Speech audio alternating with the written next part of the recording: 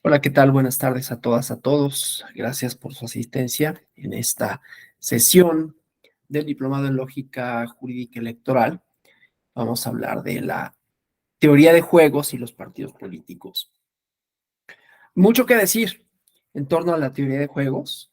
Lo que vamos a hacer primero es que les voy a exponer algunas de las premisas centrales de la teoría de juegos, sus supuestos y luego su aplicación a la idea de partidos políticos. Y luego, algo que no puede faltar es una crítica a la teoría de juegos, ¿no? Entonces, bueno, tenemos una clase que espero sea interesante, sea nutrida, que desde luego les sirva. Y vamos a empezar de una vez con el... les paso esta presentación, ¿no? Para que vaya guiando esta sesión, ¿no? Entonces, les decía, mucho que decir en torno a la teoría de juegos, en torno a sus supuestos. Y bueno, vamos a comenzar. El principal interés, quizás, de eh, toda la teoría social, voy a decirlo así, no sé si sea esto lo más adecuado, exponerlo de esa manera, pero vamos a pensar, una de las grandes preocupaciones dentro de las ciencias sociales tiene que ver con la cooperación, ¿no? En ciencias sociales, una de las premisas fundacionales es por qué hay orden social, ¿no? Porque las personas no solo forman sociedades, sino que las mantiene unidas. Y una de las respuestas, no definitiva desde luego, pero es la cooperación. Y entonces la pregunta es ¿por qué cooperan? ¿No? Y hay diferentes respuestas, hay respuestas culturales y hay respuestas racionales. Solo lo voy a exponer de esa manera para ir diferenciando, pero es una respuesta a una pregunta, ¿no? ¿Por qué? ¿Cómo surge?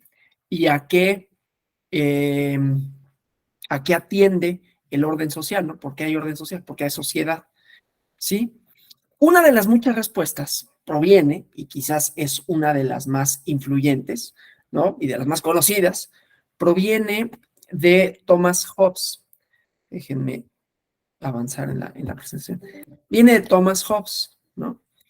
Y para Thomas Hobbes, él siguiendo una tradición, en realidad que hay quienes han estudiado las premisas y dicen, en realidad proviene de mucho antes, ¿no?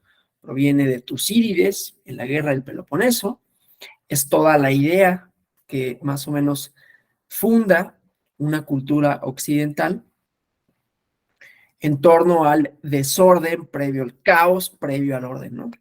Los dioses en Grecia estaban peleados, tenían un desastre, hasta que Zeus pone un cierto orden, ¿no? Luego Tucídides, cuando escribe la guerra del Peloponeso, pues también ve en una batalla en específico que hay una aparente, digo aparente y subrayo, aparente maldad inherente a las personas, ¿no? Principios de no cooperación y en realidad de destrucción, ¿no? Y Hobbes, curiosamente, pero no es un dato menor, tradujo a Tucídides y de él extrae esta idea de la innata maldad de las personas, ¿no? Y que por lo tanto, cuando él escribe Leviatán, piensa que el orden social atiende a la racionalidad instrumental. Esto lo digo porque la teoría de juego se funda en la racionalidad instrumental y ahorita lo vamos a ir viendo, ¿no?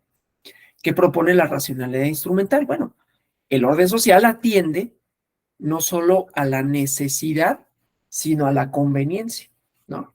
Es un cálculo, ¿sí?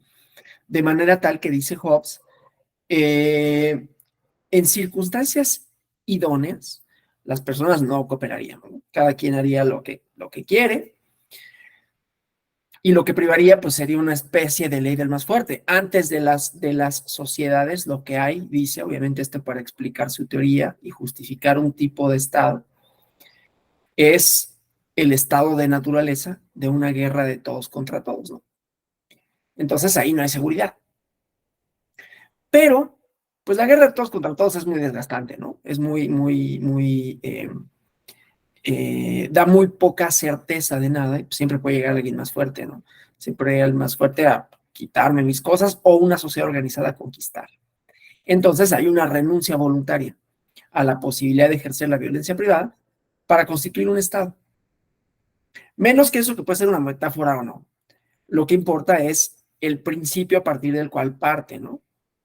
Y es la lógica de la cooperación atiende no tanto a la necesidad como a la utilidad. Me conviene, ¿sí? Me conviene crear un Estado, me conviene tener un orden social, porque así voy a obtener una ventaja. ¿Me convendría más no tenerlo? Pues sí, a lo mejor si soy el más fuerte o si soy el más listo y puedo doblegar a todos los demás. Pero siempre existe la posibilidad de que llegue alguien más y me doblegue. Esto es importante para hablar de la racionalidad instrumental, los límites, e iremos viendo cómo esto se vincula, porque es el punto de partida de la teoría de juegos, ¿no? Obviamente, tiene sus ventajas, ¿no? Tiene una forma de analizar la toma de decisiones en contextos específicos, ¿no? Ustedes saben, lo que voy a decir es una obviedad, ¿no? Pero en un juego, pues hay un conjunto de jugadores, jugadoras, involucrados en una situación en donde el resultado que cada uno de ellos obtenga no solo depende de sus propias decisiones, sino de las decisiones de todos los demás. De alguna manera es un principio de cooperación, ¿no? Todos vamos a asumir que hay reglas y las vamos a seguir, ¿no? Y en la medida que sigamos las reglas, pues va a poder haber juego. De otra manera no podría, ¿no? Entonces, además de eso, pues cada quien busca ganar, ¿no? Las decisiones de otros jugadores actuando con sus propios, bajo sus propios intereses, un principio de egoísmo, de alguna manera, aunque parte de un principio de cooperación, aceptamos las reglas, pero yo busco ganar, yo no busco que el otro gane, ¿no? Cualquier juego. Y voy a actuar de conformidad con la expectativa que tenga de la otra persona, ya no nada más de que cumpla o no, ¿no? Sino con la expectativa que tenga de su juego, ¿no? Voy a defender si el otro ataca, voy a replegar si es necesario, estamos hablando, por ejemplo, de un partido de fútbol, ¿no? Voy a tratar de tener más el balón, voy a ver cuáles son sus piezas, ¿sí? Voy a ver cuáles son sus fortalezas, sus debilidades, voy a tratar de intuir, si se trata de otro tipo de juego, de cartas, ¿no? ¿Qué juego tiene? Voy a tratar de intuir de conformidad con su comportamiento, si tiene una buena mano o no, etcétera, ¿no? Entonces, mi decisión y la decisión de las y los otros depende de la decisión igualmente de los demás, ¿no? Del comportamiento de los demás, comportamiento que yo observe, ¿sí? Bueno, entonces no está cada quien actuando por sí solito, ¿no? No es un juego de solitario, es un juego en donde intervienen más personas. Y entonces, para ganar, dependo de otros y dependo de ganarle y depende de qué tan perspicaz pueda ser con relación a saber cuáles son sus movimientos, un poco de suerte a lo mejor, ¿no? Mi propia habilidad, etcétera, ¿no? Entonces, hay un conjunto, pues, de jugadores involucrados en una situación en donde el resultado que obtiene cada uno no solo es dependiente de sus decisiones, sino las acciones de los otros y las otras jugadores, ¿no? Lo cual también tiene que considerarse. Entonces, son interacciones que podemos llamar estratégicas, ¿no? En donde son importantes, si lo extrapolamos, para algunos problemas sociales. Y lo voy a reducir lo más que pueda a algunos problemas sociales. Ya después veremos la crítica, ¿no? Bueno, entonces, es más o menos bien ejemplificable utilizar la teoría de juegos para el análisis de problemas sociales, ¿no? Y uno de ellos tiene que ver con la infracción de la ley, ¿no? Cumplir la ley, ¿sí? Como vemos aquí en la presentación, ¿no? Pues esto viene de la idea del bluff, ¿no? Ahorita que está hablando de las estrategias, de las manos, ¿no? El hacer pensar a otra persona que tenga un mejor juego de manera estratégica. Pero bueno, entonces decía, ¿no? La parte más, posiblemente más sencilla de analizar sea la infracción a la ley, ¿no? ¿Por qué seguir una ley? ¿Sí? Entonces, vamos a pensar una persona en su individualidad que decide si infringir o no la ley, ¿no? Un conductor que decide pasarse un semáforo en rojo o detenerse. Esa decisión, de acuerdo con la teoría de juegos, no estoy diciendo que así sea. Yo nunca voy a dar por sentado ninguna de estas premisas, ¿no? Eso lo digo yo, ¿no? Ya cada quien podrá gustarle o no, a mí no me gusta, ¿no? Por eso soy el idóneo para darla, ¿no? Que no lo receto como una medicina, sino expongo sus planteamientos y luego le hacemos la crítica, ¿no? Digo, soy el idóneo para la escuela judicial, no estoy diciendo que sea el idóneo para todos lados, ¿no? En la institución donde yo estoy el doctorado sería el menos idóneo porque aman la teoría de juegos, ¿no? Y yo no. Entonces yo me peleaba con los de teoría de juegos y me sigo peleando. Pero es interesante ver cuáles son sus premisas y después cuáles son sus limitantes, pero ¿para qué sí nos puede ayudar? Porque sí nos puede ayudar para algunas cosas. En fin, entonces decía, de acuerdo con esta teoría, hay una decisión de la persona que decide si cree que la autoridad detectará el incumplimiento de la ley y perseguirá su infracción, de manera tal que el cumplimiento con la ley, no solo la ley vial, no, la ley en general, dependerá en buena medida del cálculo que uno haga con relación a la posibilidad de ser perseguido y castigado. Obviamente no quiere decir esto que siempre que nos pasemos los altos, o que siempre nos vayamos a pasar los altos, ¿no? Pero habrá situaciones en donde digo, bueno, me tendría que pasar el alto, quisiera pasarme el alto y no hay policías a la vista y me lo paso, ¿no? Entonces, hay ciertas circunstancias para las que funciona, pues. Entonces, bueno, primero veamos, como vemos aquí en esta lámina, un análisis que trate el cumplimiento de la ley como la trataría un fenómeno natural. O sea, un tomador de decisiones analiza la cuestión de si la autoridad va a detectar la infracción de la ley de la misma manera que podríamos pensar que va a ocurrir alguna cosa o no. ¿Sí? Entonces, vamos a ver, ¿no? Anticipar, porque otro de los elementos de la teoría de juegos es anticipar la acción de los demás. Entonces, aquí sería, bueno, cumpliré o no cumpliré en función de que yo vea o no a un policía, ¿no? Entonces, esto también nos lleva a suponer que las acciones de la autoridad son exógenas, ¿no? Y se limitan a dos posibilidades: destinar o no los recursos para detectar y castigar el incumplimiento de un ordenamiento específico, ¿no? Vigilar o no. Y en esta diapositiva lo que vemos, ¿no? Es el problema de decisión del posible infractor, ¿no? Hay dos estados correspondientes, ¿no? A las posibilidades de acciones de la autoridad. Entonces, la persona puede tomar dos decisiones: infringir la ley, pasarse el alto o no hacerlo, ¿no? Aquí lo que vemos no son las preferencias del posible infractor, cuánto valora en términos utilitarios, ¿no? Cada uno de los posibles resultados. Entonces, la decisión dependerá de esas valoraciones, ¿no? De qué tan probable considera que la autoridad va a vigilar el cumplimiento de la ley. Y entonces hay varios resultados posibles, ¿no? 4.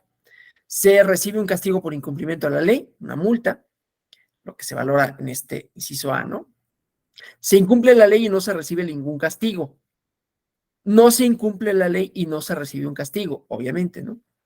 Y no se incumple la ley, aunque de todas maneras no se hubiera recibido castigo alguno, ¿sí? O sea, puedo incumplir la ley y salir impune, ¿no? O puedo decir, es que no importa si voy a recibir castigo, de todas maneras no lo voy a hacer, ¿sí? Entonces, bueno, obviamente, el supuesto es que la decisión se toma comparando el bienestar obtenido infringiendo la ley con relación a lo que se obtiene respetándola, ¿sí? Y hay situaciones en las que esto puede pasar. A ver, tengo prisa, no, por la situación, las variables son infinitas, ¿no? Pero tengo prisa por alguna razón, ya voy tarde para el trabajo, no sé, tengo una urgencia, ¿no? Llegar al baño, va a empezar un partido, ya cada quien ordenará cuáles son las preferencias que le puedan poner en esa situación, porque no quiere decir que toda situación, absolutamente toda, implique esto, ¿no? Pero bueno, entonces, ¿por qué lo haríamos, ¿no? Entonces, el problema de decisión de la infracción potencial dentro de este marco de análisis sería que un aumento en la penalización que se recibe cuando se infringe la ley y esta infracción es detectada, reduce la frecuencia de tales infracciones. ¿Sí? Entonces, si se incrementa, por ejemplo, la multa por pasarse el semáforo en rojo, ocasionará que se reduzca los motivos, ¿no? Para hacerlo y se reducirá la comisión de este tipo de infracciones. Bajo este supuesto se legisla muchas veces, ¿no? Bajo este supuesto es que luego hay policías de tránsito en algunos lugares. Bajo este supuesto es que estaban las fotomultas, después se convirtió en otra cosa aquí en la Ciudad de México, ¿no? Que tenía ahí incentivos, dicen los rational choice, ¿no? Los que les gusta esto, perversos para multar, ¿no? Más allá de que administrativamente y constitucionalmente no cumplía con una serie de requisitos. Pero bueno, el chiste es que esto puede llegar a ser, ¿no? Entonces, el enfoque de la teoría de juegos modifica este análisis porque considera, ya no nada más soy yo solito manejando, ¿no? Sino que considera que la policía o el gobierno, como sea, es un actor adicional que también tiene preferencias y que se comporta igualmente de manera racional. Entonces, esta es la otra posibilidad, ¿no? El otro escenario, en donde ya tenemos más de un jugador, que es lo que interesa, ¿no? No nada más está la persona por sí sola, sino esto que decíamos de tener a más de una persona, ¿no? Entonces, se establecen también preferencias para la policía, ¿no? O para la autoridad de tránsito. Una posibilidad de suponer que debido a los costos de vigilar y hacer cumplir la ley, la policía prefiere no vigilar, si supiera que el posible infractor no cometería la infracción. Por otro lado, si una persona sí comete la infracción, la policía prefiere realizar un esfuerzo de hacer cumplir la ley, ¿no? Una racionalización de esta parte de las preferencias podría decir que la existencia de las infracciones a la ley que quedan impunes daña el prestigio de la autoridad, ¿no? Independientemente de las preferencias de la autoridad, ¿no? Entonces, ante cambios en algunos elementos del juego, la autoridad toma decisiones, reacciona igualmente racionalmente ante los cambios de acuerdo con sus preferencias, ¿no? Y esto tiene como consecuencia la idea del equilibrio de Nash, ¿sí? Que vemos aquí.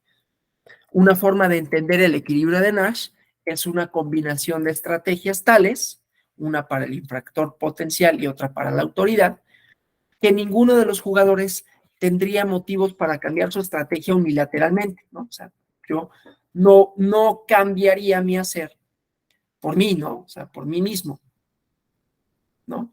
No puede haber equilibrio que el infractor potencial decide infringir la ley y la autoridad decida vigilar su cumplimiento, ¿sí? Porque ante esa situación, el infractor tiene motivos para cambiar su estrategia. No infringirá la ley si piensa que la autoridad va a vigilar su cumplimiento, ¿sí? Por otra parte, la combinación de estrategias en donde el infractor potencial no infringe la ley y la autoridad vigila, tampoco es un equilibrio, porque la ley no se infringe. Entonces, la autoridad no tiene motivos para destinar recursos a la vigilancia, ¿sí? Entonces, la combinación de estrategias en que la autoridad no vigila y el infractor potencial no infringe la ley, tampoco es un equilibrio, ¿no? Porque aquí el infractor tendría motivos para cambiar su estrategia de manera unilateral porque la autoridad no vigila, ¿sí? Entonces, pues la preferencia sería, pues me paso.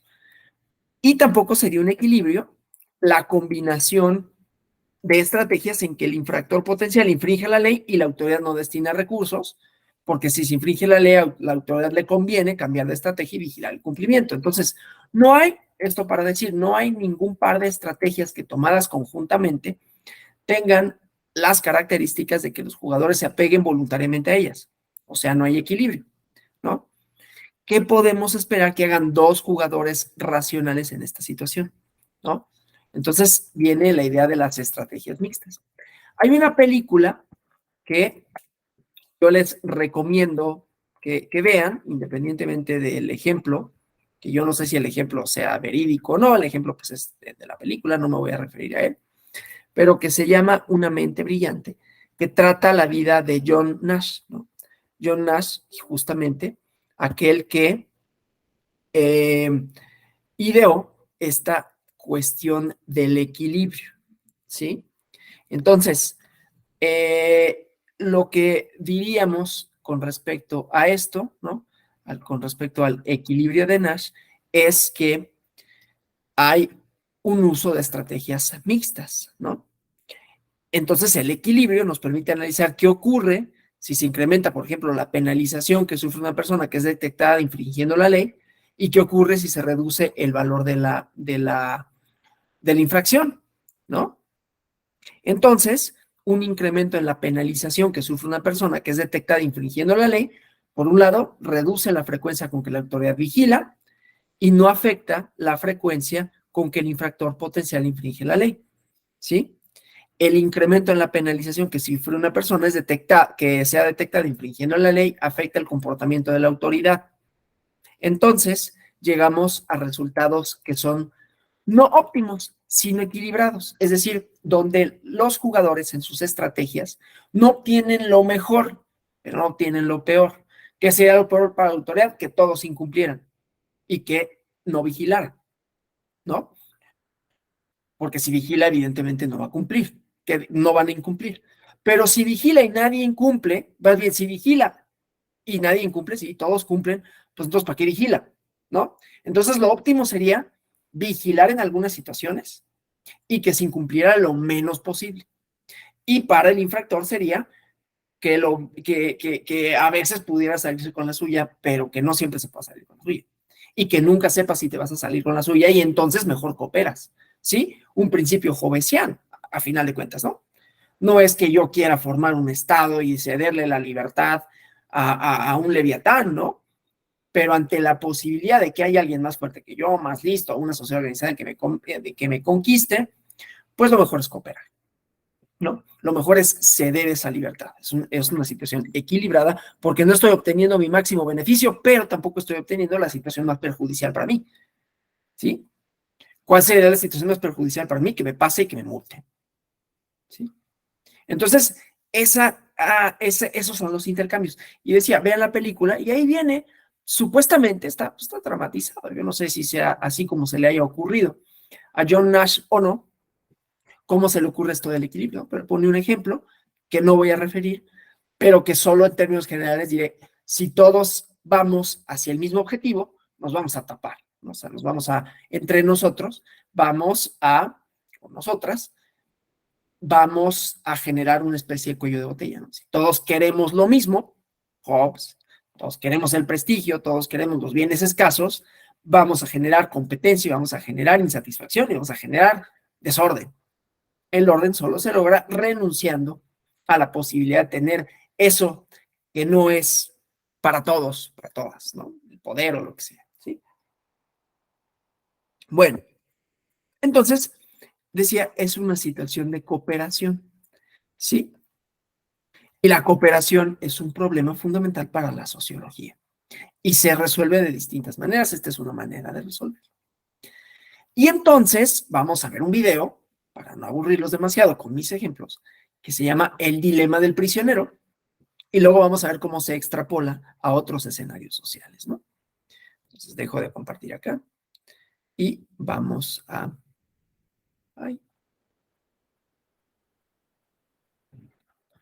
Vamos a compartirles la pestaña.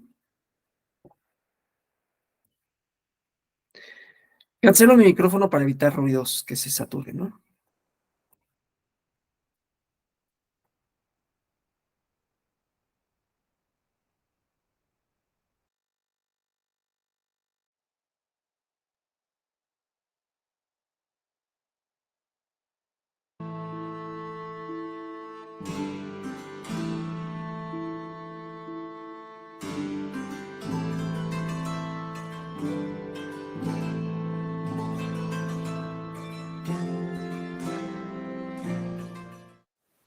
Hola, bienvenidos todas y todas al videoblog de la filosofía y la cultura.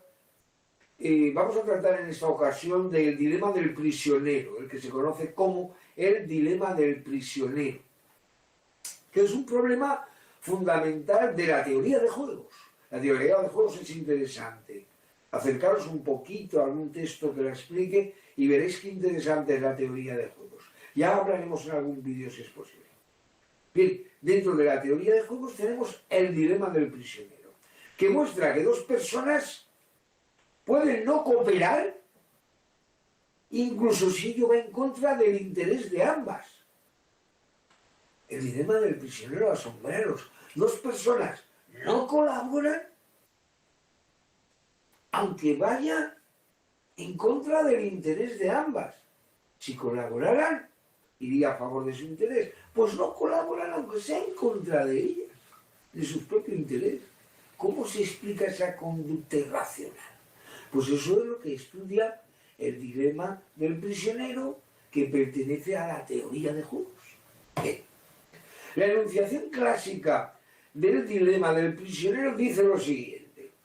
La policía arresta a dos sospechosos. No hay pruebas suficientes para condenarlos. Y tras haberlos separado, los visita a cada uno y les ofrece el mismo trato. Si uno confiesa y su cómplice no, el cómplice será condenado a la pena total, 10 años, y el primero liberado. Si uno calla y el cómplice confiesa, el primero recibirá esa pena y será el cómplice quien salga libre. Si ambos confiesan, ambos serán condenados a 6 años. Si ambos lo niegan, todo lo que podrán hacer será encerrarlos durante 1 año por un cargo menor. Fijaros qué interesante. En ciencia política, o en filosofía política, dentro del campo de las relaciones internacionales, pero a muchos más niveles también, el escenario del dilema del prisionero se usa a menudo para ilustrar el problema de dos estados involucrados en una carrera armamentística. Cuidado con las bombas atómicas, porque a veces jugamos al dilema del prisionero y al final se acaban lanzando. Cuidado. Ambos razonarán que tienen dos opciones: o incrementar el gasto militar o llegar a un acuerdo para reducir su armamento. Ninguno de los dos estados puede estar seguro de que el otro acatará el acuerdo. Estados Unidos, Rusia. De este modo, ambos se inclinarán hacia la expansión militar. La ironía está en que ambos estados parecen actuar racionalmente, pero el resultado es completamente irracional.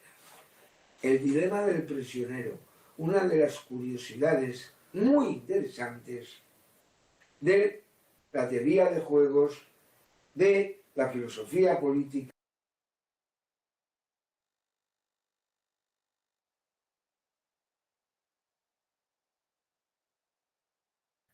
Bien, me interesaba sobre todo el planteamiento, ¿no?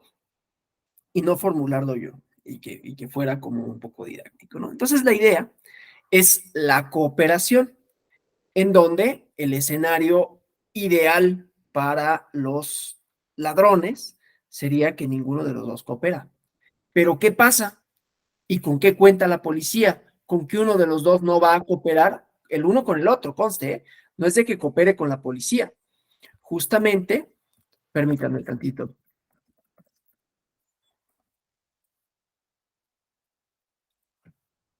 Permítanme, porque es una comunicación oficial.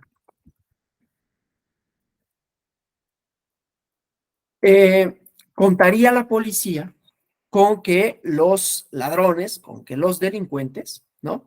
No van a cooperar entre sí, sino que planteado ese escenario, ¿cuál sería lo más lógico? Acuso al otro.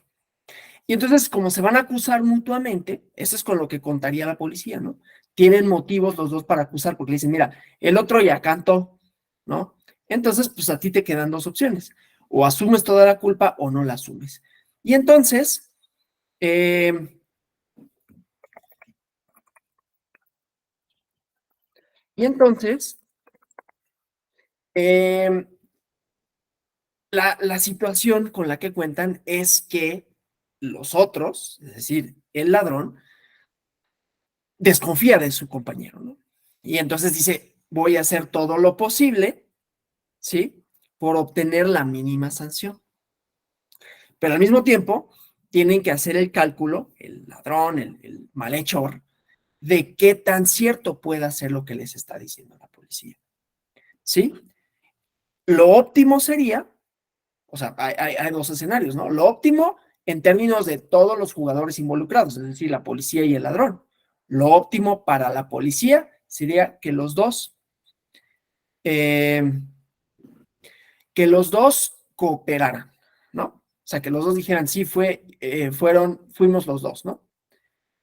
Lo menos óptimo sería que uno dijera que sí y otro que no, pero entonces eso supondría, ¿no? Que uno de los dos va a llevar todo el castigo y entonces no sería óptimo para uno de los ladrones. Lo óptimo entonces sería que los dos cooperaran, ¿sí?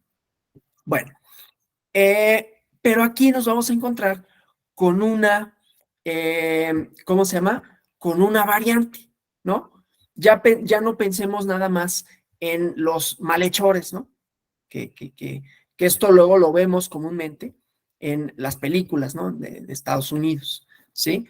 En donde le dicen, mira, pues esto, y entonces te ofrezco un trato, y mira, si no te vas a juicio, etcétera, ¿no? Es decir, tiene como varias manifestaciones. Es lo que hacen las fiscalías de pronto, cuando le dicen, a lo mejor la fiscalía tiene pruebas endebles, y le dice, mira, te ofrezco un trato, te declaras culpable y no vas a juicio, porque si vas a juicio, te pueden dar pena de muerte, te pueden meter a muchos años. Entonces, ¿qué te conviene más? ¿No? Y ahí el jugador diría, pues me conviene más irme a juicio, dependiendo, ¿no? Y ahí la fiscalía, porque mira, es que en el juicio no les gustan los mexicanos, ya sabes, el jurado, ¿no? Entonces, todos esos elementos. Entonces, ¿qué te conviene? Pues firma el trato y nada más vas a tener 5 años, porque ese sería lo más conveniente, supuestamente para los dos, ¿no? Sería el equilibrio, porque si me voy a juicio, o me dan muchos más años o me dan pena de muerte, pero también está la opción que puedo salir libre y eso no es el óptimo para la fiscalía. Entonces, eso es la cosa con las estrategias mixtas. Pero aquí nos topamos con algo bien interesante, que es la moral. Y vamos a poner un ejemplo, ¿no? Acá ahorita se los muestro para que vean cómo esto puede funcionar de otra forma, ¿no? Entonces, déjenme ir acá y, ay, permítanme. Ah, ya lo cerré. Perdón. Acá voy.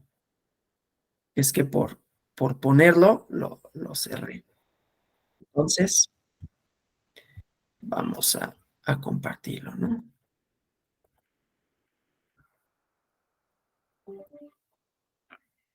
A formar parte de un experimento social.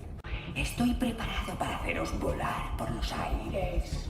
Cada uno de vosotros tiene un detonador para hacer volar el otro barco. A medianoche os haré volar a todos en pedazos. Sin embargo, si uno de vosotros pulsa el botón, le perdonaré la vida a ese barco. ¿Quién será? La selecta colección de escoria de Harvey Dent. Oh, los pobres e inocentes civiles. Vosotros elegís. Oh, y no os lo penséis mucho porque los del otro barco pueden no ser tan considerados.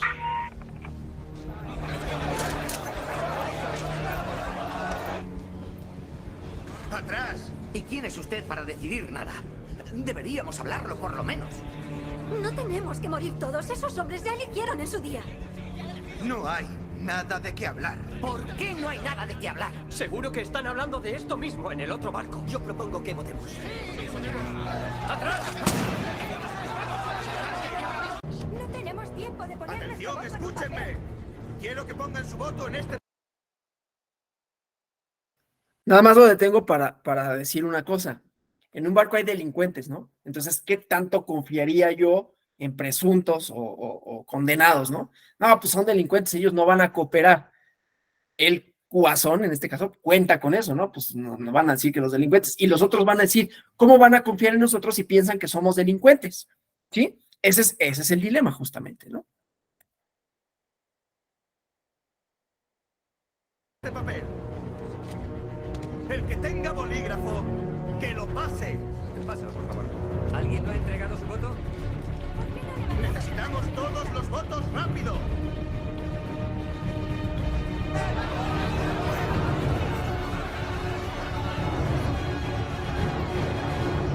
El resultado es 140 en contra, 396 a favor.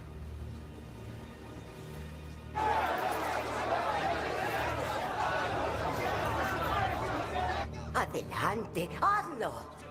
Nosotros seguimos aquí. Hemos votado. Eso significa que ellos tampoco nos han matado todavía.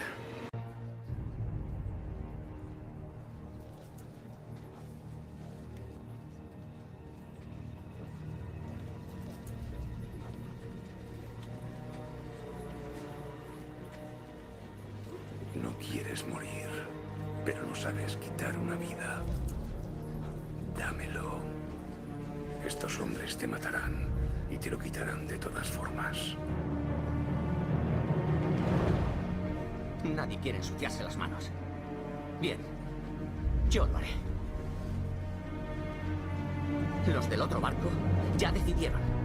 Decidieron asesinar y robar. No tiene ningún sentido que nosotros tengamos que morir también.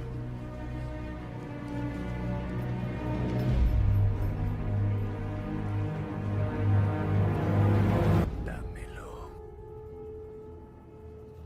Di que te he obligado.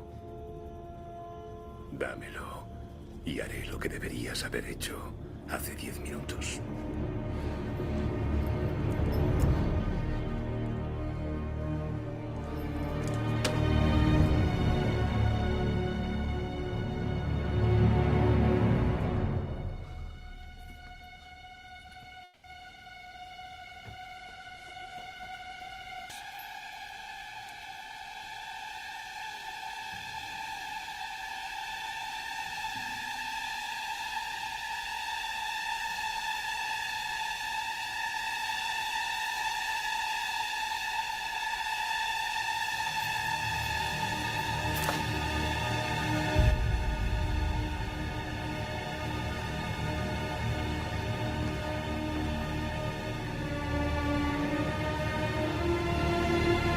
Es curioso el mundo en el que vivimos.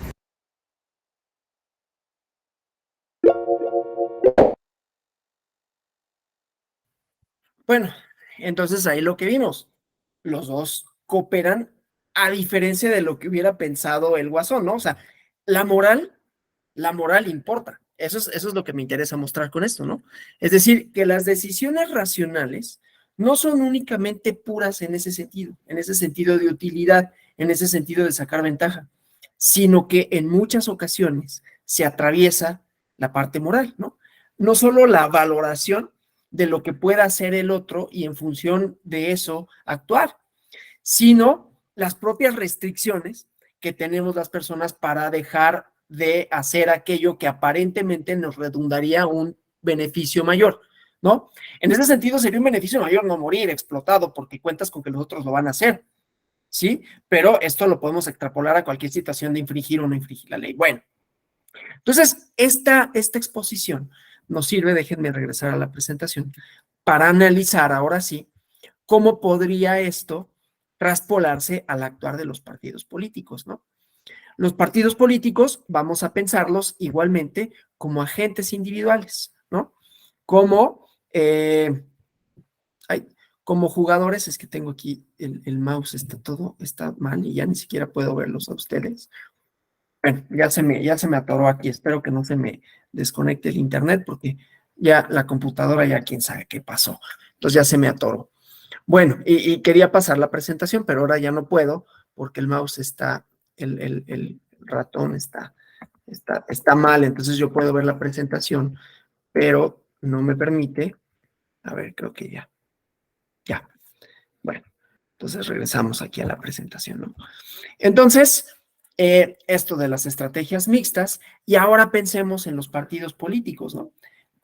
Son instituciones que en principio, como agentes, ¿no? Digamos, de acuerdo con la teoría de juegos, conste, no estoy diciendo que así sea, ahorita vamos pensando otras formas, ¿no? Pero de acuerdo con la teoría de juegos, pensaríamos que los partidos políticos, pues que buscan ganar una elección, ¿no? Otra vez, de acuerdo con la teoría de juegos, pensaríamos que yo no digo que los partidos políticos solo quieran ganar elecciones, pero aquí se pensaría que sí, ¿no? Que las elecciones son un juego, tiene su vínculo teórico, ¿no? Anthony Downs en su momento escribió un libro muy influyente en la ciencia política, en donde definía la democracia como las reglas del juego. Entonces, aquí, según esa definición, se aplicaría, ¿no? Y hay muchos científicos políticos o politólogos que lo aplican hacia rajatabla, ¿no? Bueno, Entonces, los partidos políticos buscan ganar elecciones y buscan además competitividad, ¿no? O sea, ganar elecciones al menor costo, ¿sí? Bueno, ¿cuál sería una primera forma de ver estas estrategias mixtas en una teoría de juegos, ¿no? Pensándolo aquí, pero extrapolándolo para el quehacer de los partidos políticos, ¿no? La primera de las manifestaciones, ¿cuál sería? Las coaliciones, ¿no? Las coaliciones que en últimos tiempos son, curiosamente, ¿no? Una, una manera muy común de hacer de los partidos políticos, ¿no? Es decir, tienden a coaligarse. Es curioso porque, por un lado, hay un descrédito de los partidos políticos, ¿no? O quizás es un efecto, descrédito de los partidos políticos. Hay más partidos políticos, ¿no? O sea, los sistemas de partidos se han fragmentado, surgen partidos políticos. Esto es más visible. En el caso de México, hemos tenido siempre un sistema multipartidista, ¿no? Multipartidista moderado, ¿sí? Es decir, que hay muchos partidos políticos, o más de 3 partidos políticos, ¿sí? Pero nunca más de 10, ¿no? Entonces sería como pluripartidista moderado. Hay distintas clasificaciones, no importa, ¿no? Pero los sistemas bipartidistas, esto se ha hecho más evidente, ¿no? En el caso de España, eran un sistema bipartidista, ¿no? Aquí para decir las reglas importan. Entonces, un sistema bipartidista que se confluían las preferencias electorales entre el Partido Popular y el Partido Socialista Obrero Español. Ellos tienen además un elemento adicional que es un sistema parlamentario, ¿no? Es una monarquía parlamentaria, monarquía constitucional. Y entonces ellos necesitan de las mayorías absolutas para formar gobierno, de manera tal que ante tales constricciones, ¿no? Ante tales condiciones, ante tales variables, si el sistema se fragmenta, es decir, si existen más de 2 partidos, mayor probabilidad será que sea necesario formar coaliciones de gobierno, ¿no? Y las coaliciones de gobierno, pues, buscan esto, ¿no? Pero ¿qué implica una coalición de gobierno? Pues que vas a ceder poder, ¿no? Que vas a tener que negociar. En el caso mexicano, un sistema presidencial con un con un multipartidismo moderado o pluripartidismo moderado, las coaliciones no son necesarias en términos estrictos, ¿no? No necesitas de las coaliciones para formar gobierno, pero podrías necesitar de las coaliciones o podrían ser una buena idea en términos de competencia electoral, ¿no? En principio, ¿no? En principio, los partidos no tendrían por qué coaligarse en ninguno de los 2 sistemas, ¿no? En el sistema parlamentario, en principio lo que busca el partido o los partidos, pues es la mayoría absoluta. Si no la obtienen, entonces no solo no solo pueden, sino tienen que coaligarse a fuerza, por propio diseño. En México no es que necesariamente se coaliguen, pero puede haber un cálculo justamente de la rentabilidad electoral. No es automático, ¿eh? Para eso nos sirve, por ejemplo, la teoría de juegos, porque yo no digo que no sirva para nada, ¿no? Sirve para explicar algunas cosas o para tratar de entender algunos elementos que pueden estar en el comportamiento de partidos políticos, y aquí vemos la cooperación en muchas manifestaciones. Empecemos con las coaliciones, ¿no? Entonces, las coaliciones, las uniones temporales para efectos electorales en los sistemas presidenciales, las coaliciones de gobierno, las uniones para poder formar gobierno, ¿no? Bueno, y ahorita vemos las condiciones de cada una y de cómo mantener además la cooperación, ¿sí? Porque una cosa es que hayas cooperado y otra cosa es que vayas a cooperar en el futuro. ¿Por qué cooperaría en el futuro? ¿Sí? Si regresamos a Hobbes, la respuesta sería pues porque te garantizo seguridad. En la medida en que ya no te la garantice, entonces vas a tener menos motivos para seguir cooperando. Y entonces empieza a haber violencias privadas, ¿no? Como ven, o sea, hay una cierta explicación que uno puede decir, bueno, tiene sentido pensarlo así, ¿no? Tiene sentido considerar que también hay ese cálculo a futuro, ¿no? De, bueno, ya cooperé ahorita, pero ¿por qué lo volvería a hacer? ¿Por qué no? ¿Por qué tendría que seguir obedeciendo este orden? O en el caso de partidos políticos, ¿por qué mantendría la coalición? Pero entonces vayamos a las coaliciones electorales. Y ya decía, buscan en principio, porque no es el único criterio, sería la explicación que daría aquí, buscan rentabilidad electoral. Pero ya les decía, no es automático. El formar una coalición, ¿no? Han visto ustedes las intenciones de voto, ¿no? Las encuestas, y entonces dicen, digo, aquí yo no proyecto ninguna encuesta porque yo no quiero hablar de partidos políticos en México, entonces mejor lo dejo general y nos lo podemos imaginar, ¿no? Pero entonces hay una intención de voto para un partido político y hay una intención de voto para el otro partido político. Y dicen, bueno, ¿y si nos unimos? Hay encuestas que plantean ese escenario, ¿no? Y lo que vemos normalmente es que esa suma no es automática, que si el partido, vamos a suponer X, Y y Z, que X tiene 15, que Y tiene 12 y que el otro Z tiene 10, ¿no? Entonces daría un 37, 15, 12, 27 y 10, 37. Pero que sumados no dan 37, que sumados dan, no sé, 28. ¿Por qué? Porque habría coaliciones que no tienen sentido. Entonces, eso también está en el cálculo, ¿no? ¿Me conviene o no me conviene cooperar en la formación de la coalición? ¿Qué réditos me traería? Tanto electorales como no electorales. Porque además, las coaliciones, en el caso mexicano, tienen una formalidad jurídica que se exige, ¿no? Tipo de coaliciones, totales, parciales o flexibles, dependiendo del número de candidaturas. Pero hay que seleccionar candidaturas y viene otro elemento, ¿no? A tomar en cuenta, que tiene que ver con, bueno, ¿y a quién postulamos? Claro, el partido más fuerte llevará mano, pero no es el que decide todo, porque entonces los otros, ¿por qué cooperarían? Si dices, vamos a hacer una coalición, pero yo pongo a todos los candidatos, pues mejor no, ¿para qué? ¿Para qué hacemos la coalición? ¿Para qué te voy a prestar yo mi nombre, no? Si todos los candidatos van a ser tuyos. Yo tengo que obtener algo, aunque yo nada más te represente un 5%, porque ese 5% puede inclinar la balanza. En el caso de las coaliciones de gobierno, pues también, ¿no? Los partidos chiquitos que forman la coalición podrán decir, y ahí lo que se juega no son candidaturas, ahí lo que se juega son los asientos del gabinete, ¿no? Los ministerios.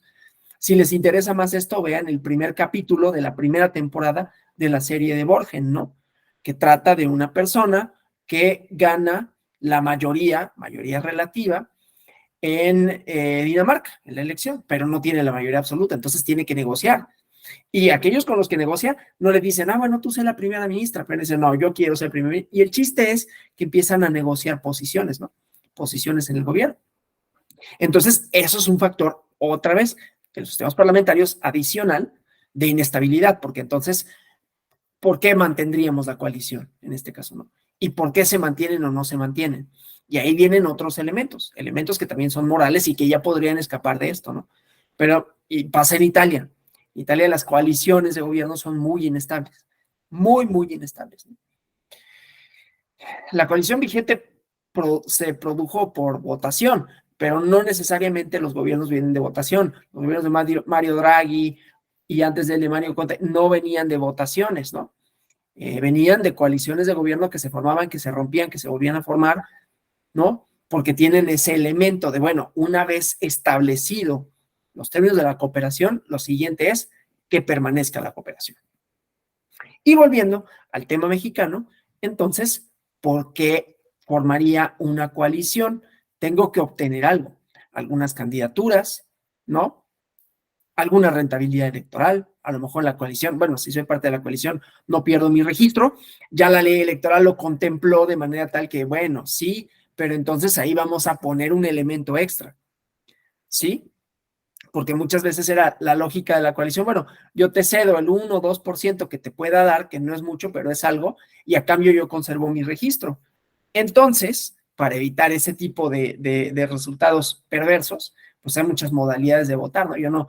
Los partidos políticos, en las boletas electorales, no aparece una coalición, pueden aparecer los partidos políticos en su individualidad, yo puedo votar por los partidos de la coalición o puedo votar por cada uno de los partidos políticos y eso puede implicar que uno, a pesar de formar parte de la coalición, no obtenga el mínimo para conservar el umbral, ¿no? Por ejemplo.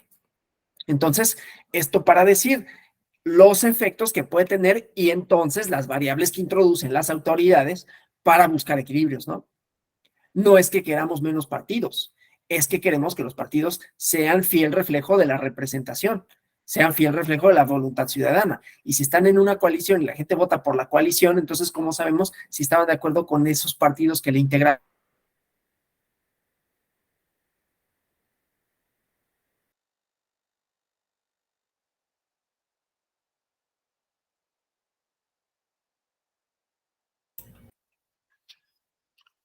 Ya no se escuchó.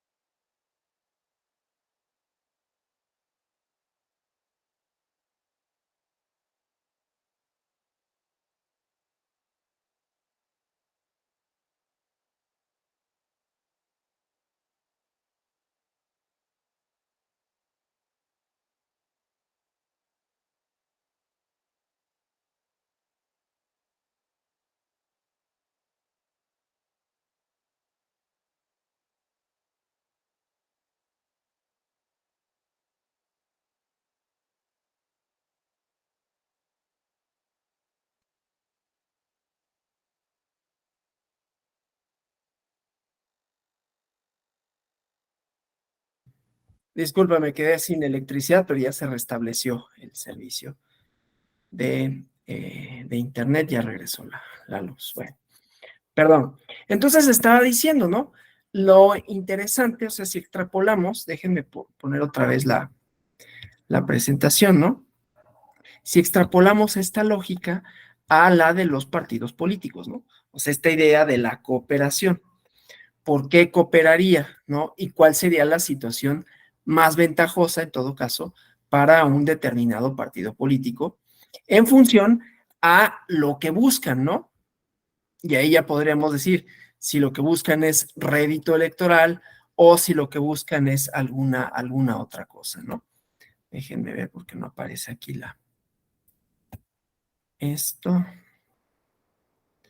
Entonces, nada más estoy buscando, es que no me aparece la ventana. Bueno, entonces la situación óptima que buscarían sería, como sea, ir solitos, ¿no? Y en todo caso, los partidos pequeños buscar alguna ventaja también, ¿no? Algunas candidaturas o algún tipo, como decía, de cuestión. Eso para las coaliciones. Y luego la permanencia de la coalición, ¿no? Ya les decía, en los casos de los sistemas parlamentarios, las coaliciones, si no subsisten, entonces lo que sucede es que se rompe, deja de haber gobierno y entonces o se forma una nueva coalición o se llama elecciones anticipadas. Eso llega a suceder. Pero la lógica de las coaliciones tiene otros elementos, ¿no? No nada más se trata de pensar que las coaliciones buscan, esto que les decía, maximizar la ganancia de los partidos, porque hay coaliciones, por ejemplo, que tienen una cierta consistencia ideológica. No digo que sea necesariamente el elemento clave, pero puede serlo, ¿no? O sea, las coaliciones en partidos políticos se pueden formar por diferentes tipos de partidos, no hay ninguna obligación para que haya una coincidencia ideológica, y entonces ahorita solo estamos viendo los factores endógenos, ¿no? Factores internos, por qué un partido político colaboraría con otro y qué beneficios tendría o pensaría que puede obtener con esa coalición, y posteriormente, si esa coalición se convierte en una coalición legislativa, qué beneficios le redundaría, ¿sí? Y siguiendo con elementos endógenos, ahorita vemos algunos factores exógenos, elementos endógenos sería lo ideológico, ¿no? ¿Qué tan consistente puede ser? No es un factor que necesariamente esté involucrado en la coalición, y ahorita vemos por qué no, ¿no? Es como la idea de yo coopero o no coopero en función del cálculo que hago, pero resulta que hay otros jugadores, entonces aquí también. Ahorita por eso decimos factores endógenos de la coalición y luego vemos exógenos, porque puede haber más partidos, obviamente, que no formen parte de la coalición y esos también juegan. Y entonces esos también estarán dentro de la lógica de que se forme o no se forme, de que permanezca o no permanezca. Y entonces decía, el factor ideológico puede ser un elemento que aglutine o no a una coalición. Regresando al ejemplo de España, el Partido Popular y el Partido Socialista Obrero Español, pues habían sido los que habían direccionado, digamos, el debate político español, ¿no? Y la política se dirimía básicamente entre esos dos partidos a nivel nacional, a nivel de las regiones ya era una cosa distinta, ¿no? Y entonces, por distintas razones, descrédito de los propios partidos políticos, crisis económicas, ¿no? Descrédito de la propia democracia representativa, empiezan a surgir otros partidos que fragmentan, desde luego, el sistema de partidos y, desde luego, el voto, ¿no? Lo cual hace más difícil, no necesariamente más probable, más no necesariamente sea una regla que siempre se cumpla, hace más difícil que haya mayorías absolutas que son necesarias para una coalición de gobierno, sí o sí. Entonces empieza a surgir el partido Podemos. ¿Podemos qué hace? Podemos le desafía ideológicamente, ¿no?, al Partido Socialista Obrero Español esta posición de la izquierda. Le dice, traicionaste los ideales de izquierda, y entonces nosotros presentamos una vía alternativa, ¿no? Luego surge un partido que le disputa al Partido Popular la derecha más derecha, ¿no? La ultraderecha, puesto que es Vox, ¿no? Entonces empiezan a jalarse un poquito más hacia los polos. El chiste es que en las últimas elecciones en España, ¿qué sucedió? Que los partidos políticos aquí de izquierda hicieron una coalición una coalición de gobierno, ¿no? Esto con el objetivo, fíjense, primero un factor endógeno, ¿no? No había tanta distancia ideológica entre uno y otro, ¿sí? Esperen, nada más estoy avisando aquí porque había dicho que se me había ido la electricidad.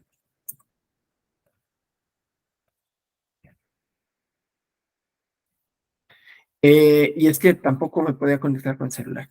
Bueno, entonces aquí había un factor adicional, un factor exógeno, ¿no? Si nosotros no nos coaligamos, siendo que tenemos una cierta coincidencia ideológica, se van a coaligar del otro lado. Y entonces vas a tener un gobierno de Vox. Entonces vamos a buscar una situación de equilibrio. ¿Cuál sería la situación de más ventaja para mí, PSOE, ir solo y tener mayoría absoluta? Pero ya no la tengo. Esa variable ya no cuento con ella. La siguiente es perder un poco, pero no perderlo todo. Y entonces me alineo con Podemos, que va a querer algo. Entonces le voy a tener que dar algo de lo que pide, ¿no? Y entonces eso que pide, pues van a ser asientos. Fue en su momento la vicepresidencia de Pablo Iglesias, ¿no? Pero ahí hay una coalición que tiene un elemento exógeno, pero que tiene una cierta consistencia ideológica. Pasa en otro país, vamos a poner tal vez México, tal vez no México, pero que hay un factor exógeno adicional, ¿no? Ya no nada más es la posibilidad de que los otros se coaliguen, sino que estamos en un sistema presidencial y entonces decimos, bueno, no hay esa consistencia ideológica, pero tenemos a un adversario, enemigo, otro jugador, porque decimos, es el cálculo de las fuerzas, otro jugador que si nosotros no nos coaligamos nos gana todo. Si nos coaligamos, nuestras probabilidades de ganarle o por lo menos de restarle fuerza aumentan. Entonces nos coaligamos salvando esa distancia ideológica, ¿sí? Entonces, insisto, son factores para tratar de explicar una suerte lógica de las coaliciones, ¿no?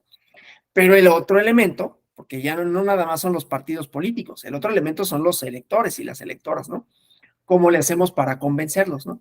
Y entonces ahí ya habrá la evaluación que se pueda hacer de, oye, pero nos conviene porque el otro factor sería el partido político o lo que sea fuerte nos puede acusar, por ejemplo, de, pues es que se aliaron porque son lo mismo, ¿no?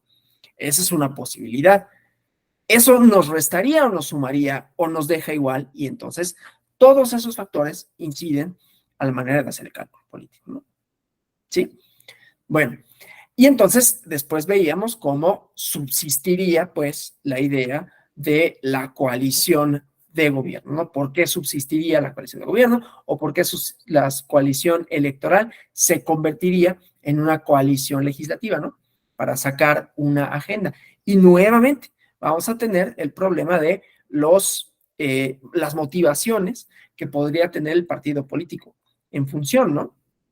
En buena medida, cuando no se obtienen las mayorías, ¿no?, necesarias para ciertas votaciones, pues lo que hacen es jugar con esta lógica de, bueno, vamos a negociar.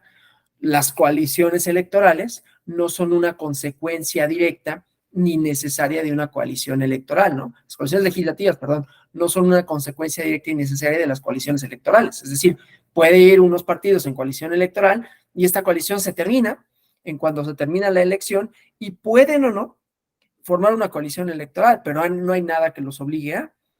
Y entonces eso quiere decir que también para ciertas otras votaciones, los partidos que no fueron parte de la coalición podrían cooperar en un acuerdo legislativo, ¿sí? Y sacar una agenda de gobierno, o al revés, bloquearla, inclusive aquellos partidos que fueron parte de la coalición. Y es ahí donde, insisto, los partidos pequeños se vuelven actores importantes, ¿no? Estas bisagras, como les llaman, ¿no? Bueno, eso en cuanto hacia la lógica de las coaliciones que puede tener efectos en la legislación, en la formación de gobiernos o en lo electoral y los rendimientos, ¿no? Pero también lo está en la selección de candidaturas, ¿no? Los partidos políticos, aunque aquí vamos a añadir otros elementos exógenos con los que siempre hay que contar, ¿no? Los partidos políticos, en principio, van a elegir a las o los candidatos que les representen una mayor ventaja con relación a los otros. Y esa ventaja, pues atiende a múltiples factores, ¿no? Puede ser que sea una persona conocida, de una trayectoria destacada. Es más, puede ser que haya sido un candidato o candidata, porque eso pasa cada rato, ¿no? Que no fue nominada por su partido y entonces el otro partido lo acoge. Ahí sería una decisión racional del partido, ¿no? Que busca ganar. No está nominando a una candidata o a un candidato de su partido político, que sería, en principio, lo moralmente adecuado, lo moralmente exigido, ¿no? No es tu rentabilidad electoral, es ser fiel a los principios del partido. Y habrá unos que lo sean, habrá otros que no. Yo no doy por sentado que todos son iguales y que buscan lo mismo, ¿no? Es decir, que los partidos políticos solo quieren ganar. Yo no creo que sea eso, y ahorita lo vemos, ¿no? Pero bueno, entonces la selección de candidaturas atiende, ¿no? A uno de los factores, no sé si el más importante, pero que pueda atender es qué tanto me das posibilidades de ganar, ¿no? Es lo que supuestamente pasa en un partido político, si es que existiera, tal vez exista, tal vez no, que lo seleccionen de conformidad con preferencias en una encuesta, con listas abiertas o cerradas, ¿no? Para decir, bueno, ¿quién me da mayores posibilidades de triunfo? Hasta ahí no hay ningún problema, porque además los partidos tienen esta libre determinación. Pero resulta que los partidos políticos no nada más son actores político-electorales relevantes que buscan los cargos públicos. Resulta que los partidos políticos son intermediadores, ¿no? Son intermediarios, perdón, entre los cargos públicos y la ciudadanía, los cargos de representación y de gobierno y la ciudadanía, ¿no? De manera tal que tienen obligaciones. Y entonces aquí ya vamos añadiendo factores exógenos que además restringen la racionalidad. La racionalidad de un partido político, voy a volver a decirlo, más allá de que sea una reiteración, la racionalidad de un partido político le llevaría en principio a elegir las candidaturas que mayores ventajas electorales o mayores probabilidades de ganar una elección le representen. Pero ¿qué sucede? Que si los partidos políticos también cumplen una función social, entonces la autoridad electoral les puede limitar como les limita esa racionalidad. Es decir, no solo necesitas seleccionar candidaturas competitivas, sino que esas candidaturas deben de cumplir con una serie de principios.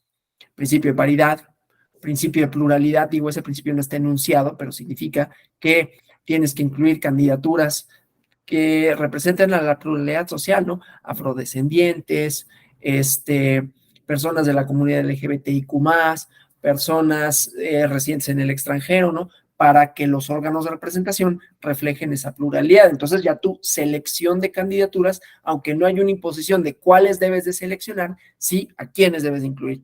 Entonces ahí hay una limitante de la racionalidad. Entonces ya la racionalidad tiene que contar con ciertos otros elementos, ¿no? Eso en la elección 2021 lo hacía por acuerdo el INE, ¿no? Ahora la reforma lo incorpora dentro de la Ley General de Instituciones y Procedimientos Electorales, dice, tienes que cumplir con y en tus postulados del partido político, tienes que cumplir con las medidas afirmativas y decir cómo vas a cumplir para la selección de tus candidaturas, ¿no? Entonces ahí hay limitantes exógenas, ¿no? Obviamente, ahí la siguiente sería, bueno, ¿y si no cumplen, qué pasa? Si no cumplen con ese mandato, ¿qué sucede, no? Pues te anulan la candidatura, entonces mejor cumples con el mandato, ¿sí? Te rechazan la candidatura, ese puede ser uno de los efectos, entonces no te conviene no hacerlo, a pesar de que pierdas en ese sentido competitividad electoral en principio, ¿no? Pero entonces ahí vemos que no son cosas que únicamente contemos con la racionalidad del partido, sino que esta tiene límites y que esos límites pues son constitucionales, son sociales, son de utilidad pública, etcétera, ¿no? Bueno, entonces eso con relación a la selección de candidaturas, ¿no? Que es otra de las manifestaciones en las que podríamos observar para los partidos políticos la lógica de la cooperación o la no cooperación, ¿no? Desde luego, aquí yo voy a obviar, voy a dar por descontado la cooperación que puedan dar con las reglas del juego, es decir, el respeto que puedan tener con las reglas del juego, no, que desde luego lo podemos analizar. ¿Qué tan probable es que un partido político cumpla con las reglas si, por ejemplo, los resultados no lo favorecen? ¿Sí? ¿Qué tan probable es que se adecúe con ellas? pero eso lo voy a obviar, ¿no? Ahora, esto no quiere decir, y lo vuelvo lo repito, ¿no? Que los partidos políticos necesariamente sean lo mismo y busquen lo mismo, ¿sí? Porque hay otro elemento que también podríamos explicar y problematizar a partir de la lógica de la cooperación. Los partidos políticos son formadas por ciudadanas y ciudadanos. Los partidos políticos supuestamente son, entre otras cosas, ¿no? Un conjunto de ciudadanas y ciudadanos que tienen posiciones políticas, no necesariamente todas iguales, no son homogéneas, pero que convergen hacia una serie de fines públicos, ¿no? Y que suponen una plataforma política, y que esa plataforma política buscará, en la medida de lo posible, los cargos de representación y o de gobierno, ¿no? O de gobierno, sí. Entonces, ahí la lógica es de la militancia, ¿no? Ya no nada más es del partido como actor que decide, ¿no? A través de su dirigencia, a través de sus órganos de impartición de justicia, la selección de candidaturas, la colaboración con otros organismos políticos para las coaliciones, ¿no? Insisto, dando por descontado que obedecen las reglas, así como damos por descontado que cuando jugamos póker, pues hay alguien que reparte las cartas y que todos respetamos los turnos, ¿no? Etcétera, ¿no? Ya si hacen trampa, pues ya hay otro tipo de correctivos, digamos, ¿no? Y veríamos cuáles serían los efectos de hacer o no trampa, dependiendo igualmente de la probabilidad de que haya la ley, pero ahí en todo caso vendría la importancia de las instituciones, ¿sí? Las instituciones que no solo castiguen, ¿no? Pero que mantengan, digamos, el conflicto político dentro de ciertos límites. En la medida en que lo mantengan, en la medida en que eso se materialice, habrá mayores probabilidades de cooperación. Pero si damos por descontada la cooperación, que no necesariamente tendríamos que darla por descontada, pasa lo que pasó con Trump, ¿no? En 2016, o pasa lo que pasó con Bolsonaro hace poquito, que intentaron dar un golpe, ¿no? Y movilizar a los manifestantes para que quitaran al presidente por la mala. O sucede cuando desconocen ciertos órdenes institucionales establecidos, pues los golpes de Estado, ¿no? Ahí hay una lógica de no cooperación y lo que se rompe, pues es el vínculo democrático, ¿no? O por lo menos se erosiona. Entonces, sí tendríamos que tomar en cuenta que habría una disposición a priori de parte de, en este caso, los partidos políticos, pero todos los actores políticos, de conducirse de conformidad con las reglas, ¿no? Si no, no se puede. Si supusiéramos que es un juego, pues no se puede jugar, ¿no? Si yo digo, no, yo no juego bajo estas reglas, pues entonces no puedo jugar. Porque si los demás sí, entonces, ¿qué pasa? Que se rompe el equilibrio, ¿no? Pero es interesante porque, insisto, esa es la tarea de las instituciones políticas. Entonces, hablemos de dos cosas para finalizar y luego hacer un poco la crítica, ¿no? Decía, las y los militantes. ¿Por qué una persona sería militante de un partido político, no?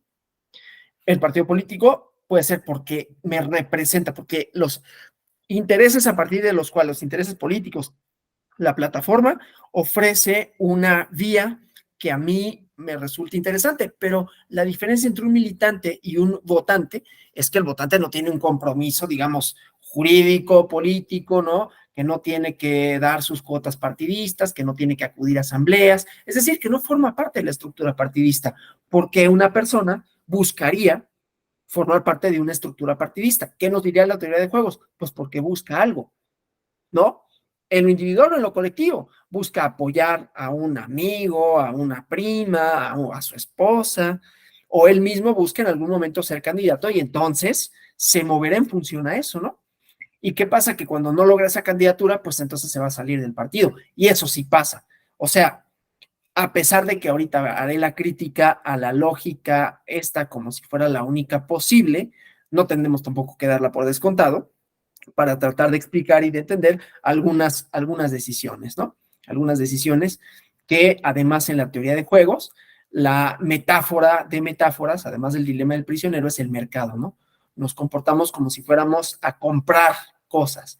¿Y qué hago cuando yo voy a comprar algo? A mí no me importa necesariamente, ahí podríamos introducir como la variable exógena el factor moral, a mí no me importa si el helado o el yogurt o la galleta o lo que sea, lo produjeron bajo qué circunstancias y si los animalitos les cantaron las mañanitas antes de, o las golondrinas, si les pusieron a Beethoven, yo quiero la carne más barata.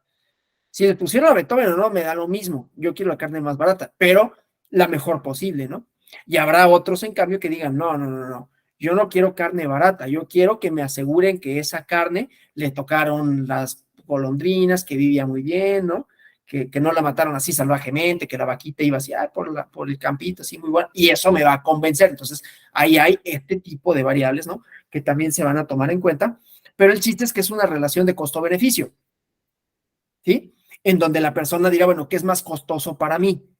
¿Pagar o asumir de que, chin, pero es que a la pobre vaquita la mataron en un lugar así bien feo, ¿no? Y ni le pidieron perdón y le estaban así cortando el cogote mientras todavía estaba la pobrecita. No, yo no puedo con eso, mi moral no va, entonces yo quiero una en que le llevaron una orquesta antes, ¿no? Y pues qué bonito, ¿no? Que murió así, porque pues tengo que comer, ¿no? Entonces, son variables. Sí, yo sé que puede resultar gracioso, ¿no? Pero son variables, y en el caso de los partidos, sí, podríamos decirlo, bueno, el partido político que me ofrece en función a esto, ¿no? En función a mi moral, en función a mis expectativas, o la candidata, el candidato, ¿no? Entonces, no, bueno, pues es que habrá quienes digan, pues hablando del votante, ¿no? Y del militante, ¿por qué votaría por un partido? ¿Por qué militaría en un partido político? ¿Qué me va a dar? ¿No?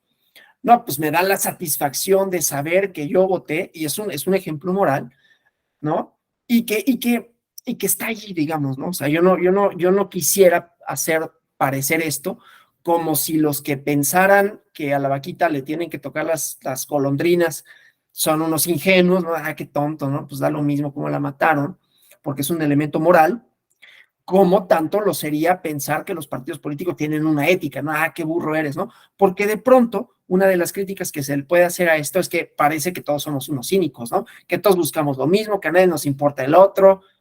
Por eso era interesante verle el ejemplo aquí de Batman, no digo, es una película, es dramatizado, pero como hay circunstancias en las que la moral interviene. Y entonces uno puede, no solamente el cinismo de, pues mira, a mí me da lo mismo, lo que me cueste más barato. Y lo que me cuesta más barato es no votar, entonces no voy a votar. ¿Y por qué me cuesta más barato? Pues porque no me tengo que levantar a una hora, porque pues se me atraviesa un partido de fútbol, ¿no? Porque pues simple y sencillamente irme ahí a formar. Primero, a las 8 de la mañana, que es cuando menos gente hay, no voy a ir, porque yo los domingos no me levanto a esa hora. Y a las 12, cuando iría, hay sol, y va a haber un montón de gente, entonces no me interesa, yo prefiero irme a desayunar, ¿no? Y entonces nadie votaría, a menos que tuviera un interés. No, pues es que mi voto hace la diferencia. Y entonces ahí uno podría decirle, pues no, la verdad es que tu voto es lo mismo. Uno no hace la diferencia, 10,000 puede ser, 500 a lo mejor en una casilla, y una casilla muy difícilmente va a hacer la diferencia. Entonces la verdad es que tu voto no importa, ¿no? Entonces ahí viene el siguiente, que sería el compromiso moral, ¿no? Que no es tangible, que no es una utilidad, ¿no? Aunque claro, no habrá el que tenga yo sí voto porque a mí me importa mi país, ¿no? Como si el otro no le importara. Pero bueno, entonces, esto solo para decir, hay diferentes porqués, ¿no? Hay diferentes porqués, y entonces, tanto en la organización de la elección como en los propios partidos políticos, cuando me van a convencer, pues van a tratar de apelar a esos diferentes porqués, ¿no? Y muchos porqués podrán ser, pues, ¿sabes qué? Porque si no, la otra opción está peor, ¿eh? Ni siquiera te estoy ofreciendo las perlas de la Virgen porque no las tengo, y ya lo sabes. Pero, pues mira, es que si no, esto sí se va a ir, nos vamos a ir por la borda, ¿no? Y entonces te ofrezco, pues, ser la opción menos peor, ¿no? Hay otros, en cambio, que apelan al compromiso ideológico, ¿no? Nosotros somos quienes verdaderamente representamos, por ejemplo, a la clase trabajadora. Nos interesan sus problemas, ¿no? Y entonces ahí hay la apelación no solo a la racionalidad pura, ¿no? De pues te conviene, sino a la moralidad, y está presente ahí, ¿no? Como está presente a la hora de decir, pues yo no consumo carne porque pues no me gusta que maten a las pobres vaquitas y a los pobres cochinitos, ¿no? Parece que irónico, pero yo, por ejemplo, no consumo, ¿no? Entonces, estaría dando ahí un autocebollazo a la hora de ironizar esto de, pues, si le ponen mañanitas, lo prefiero, ¿no? Bueno, entonces nuestras preferencias, nuestras motivaciones no necesariamente son racionales en ese sentido, ¿no? Pero esto, luego los de la teoría de la elección racional lo llevan a extremos tales como Richard Posner, que dice, pues inclusive si elegimos matrimonio, Nosotros nos casamos con la persona que mayores réditos nos pueda tener, ¿no? Igual como si fuera un mercado, ¿no? Entonces, pues me conviene más casarme con una persona, no sé, que tenga mejor posición económica o que sea, no sé, las decisiones serán variadas, ¿no? Desde luego yo no estoy diciendo que eso sea, y no estoy de acuerdo con eso, y vamos a la crítica, ¿no? Sí, luego, sí caen en un ridículo. Miren, si les interesa sobre todo la crítica, porque si ustedes le ponen teoría de juegos van a encontrar muchísimos ejemplos, muchísima bibliografía. John Elster, por ejemplo, es un académico que ha trabajado mucho el tema y desde diferentes ángulos y es interesante, pero la crítica también es interesante, ¿no? Hay un libro que yo les puedo facilitar si me lo solicitan, está en inglés, porque pues la mayoría de estos se escriben en inglés, que se llama The Illusion of Free Markets, que en realidad lo que analiza es para los efectos criminales, pero está un libro que yo les recomendaría muchísimo, que se llama Se supone que es ciencia, es un libro chiquitito del doctor Fernando Escalante Gonzalo del Colegio de México, ¿no? Y él hace un repaso a estas premisas a partir de las cuales se mueve la teoría de la elección racional, ¿no? Entonces, voy a volver a compartir la presentación para, a ver si ya me sale, para ver algunas de las críticas que podríamos y que yo diría que son necesarias, que son pertinentes hacerle a esta digamos, forma de pensar las relaciones sociales, ¿no? Que es importante decirlo, pues vienen de una idea hobbesiana, de una guerra de todos contra todos, de una lógica de no cooperación a menos que haya algo, ¿no? Haya algo que me redunde algún bien, ¿no? Algún beneficio.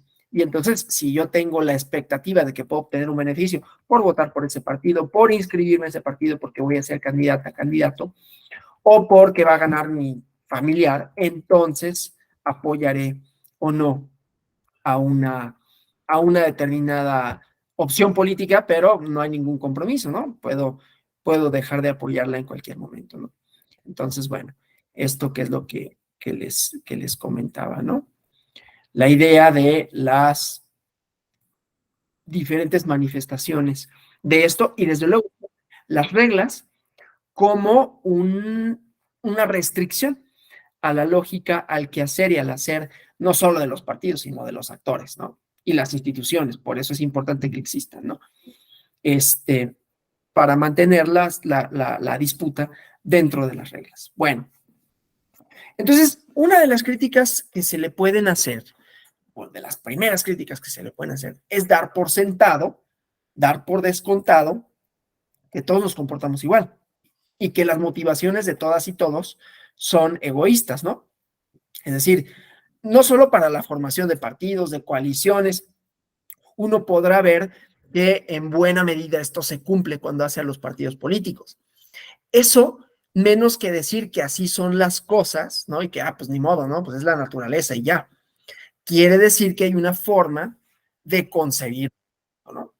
Es decir, podríamos hacerle la crítica de esto a supuesto, si es que se cumple, y depende de cómo se cumple y de quiénes lo cumplan, ¿no? Pues hemos perdido un elemento ético, ¿no? Porque prescinde de eso. Así como cuando les dije, ¿no? Pues parecería entonces que quienes consideran que esto es diferente, pues somos una bola de ingenuos o hipócritas, ¿no? Que no aceptan que nuestra naturaleza es así. Hay un libro muy interesante que se llama La ilusión occidental de la naturaleza humana, que justamente habla de cómo se construyó este paradigma, ¿no? De cómo se fue pensando y se fue elaborando la idea de que hay esta naturaleza innata, bueno, esta naturaleza egoísta en todas y todos y que nos movemos en función de incentivos, ¿no? Positivos o negativos, una cosa además bastante conductista, ¿no? En la medida en que yo vea que hay una sanción y que esta puede ser efectivamente materializada, entonces dejaré de hacer, pero lo contrario si veo que no existe eso, ¿no? Esto ha conformado pues órdenes sociales, ha conformado también formas legislativas, ¿no? Porque da por sentado que existe tal cosa como una naturaleza. cuando en realidad hay otras asociaciones igualmente humanas que han mostrado que esto no sucede así siempre. Entonces, una de las críticas que podríamos hacerle es a la premisa principal que da por hecho que todos los actores somos racionales en ese sentido. Y la segunda crítica que se le debe de hacer es que piensa que la realidad social, la realidad humana, puede ser modelable, ¿no? Y puede ser extrapolable a algo tan controlado como puede ser un juego, ¿no? En donde no tienes demasiados factores exógenos, porque además el juego se juega igual, valga la redundancia, aquí, en Japón, que en Corea, que en la India, ¿no? Se juega igual, ¿no? Piensen ustedes en el juego que quieran, ¿sí? Serpientes y escaleras, adivina quién, lo que sea, que supongan competencia, ¿no? O fútbol, inclusive, ¿no? Las reglas son las mismas. Es un escenario controlado. Las elecciones podrían serlo en ciertas circunstancias, de no ser porque hay un elemento adicional del que prescinde. Y ahorita les digo por qué prescinde de él, que es la ideología, ¿no? Que es la ideología, y entonces los partidos políticos en realidad les da lo mismo, lo que buscan es ganar. No digo con esto que no pueda ser así. Estoy diciendo que eso, menos que una regla y una característica que nos haga pensar, bueno, pues es que los partidos políticos, a ver, ellos buscan ganar elecciones y ya, ¿no? Habrá politólogos que lo firmen, ¿eh? Y lo afirmen, ¿sí? Que digan, no, pues sí, yo no sé por qué Alonso se hace tantas bolas con esto, ¿no? No sé por qué lo critica, pero los partidos políticos, por definición, buscan ganar. Y van a ganar a como dé lugar. A veces, inclusive, a pesar de las reglas, a veces infringiéndolas, si piensan que no les va a costar.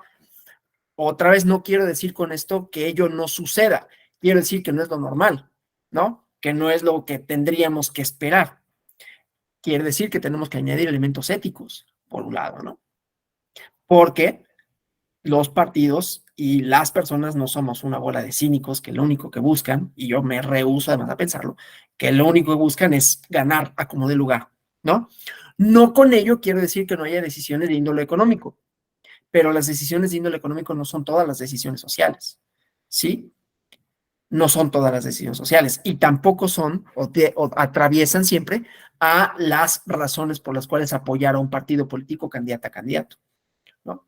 No siempre es esto, pero no es casualidad que lo proponga la teoría de juegos, porque la teoría de juegos va de la mano, ¿no? Con toda una forma de ver a la sociedad, esto hobbesiano, ¿no? Esta idea de yo coopero solo si obtengo un beneficio, se ha convertido en un sentido común, ¿no? De todas y todos, que se normaliza en distintos lugares, hasta en la conversación cotidiana, es de, bueno, así es, así somos, ¿no? Así es la naturaleza humana, como si fuera normal, ¿no? Como si fuera esa una característica a priori, ¿no? Que ya tenemos que dar por sentada que existe.